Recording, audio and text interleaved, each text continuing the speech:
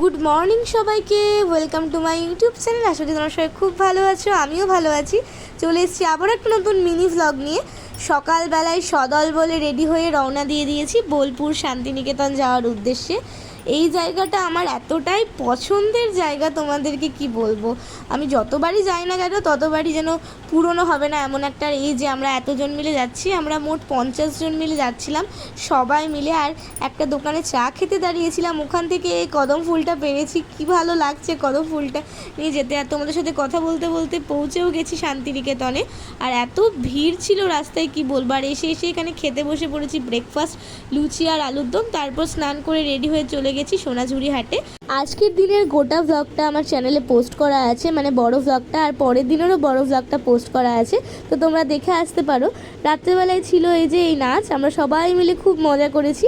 তো এই ভিডিওটা এখানে এন্ড করছি। ভিডিও যদি ভালো লেগে থাকে লাইক কমেন্ট শেয়ার সাবস্ক্রাইব করে দিও। দেখা হবে নেক্সট কোনো ভিডিওতে। টাটা।